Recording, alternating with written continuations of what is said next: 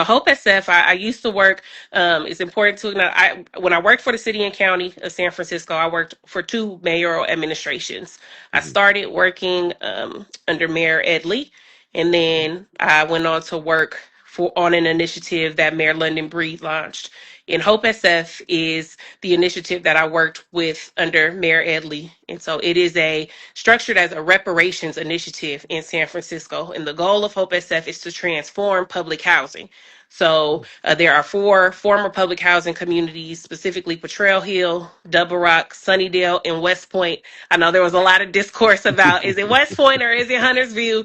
It is technically Hunters View to the city and county of San Francisco, but those of us Right. who grew up in San Francisco know it as West Point.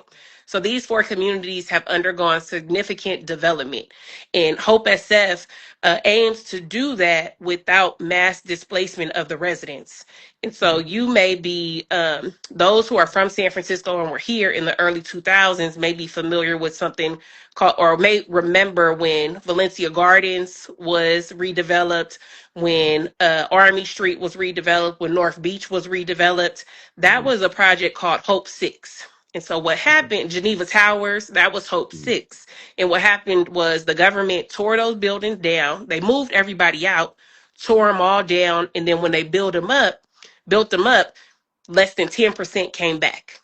Mhm. Hope SF had a goal of building in phases. So they Mhm. redeveloped one building at a time while moving residents, while shuffling residents around, so they didn't have to displace those residents. So it was able to experience a 40+% retention rate, 40 to 60% retention rate. But the intent of the Hope SF initiative is to not only rebuild the housing, but to invest in the people through services.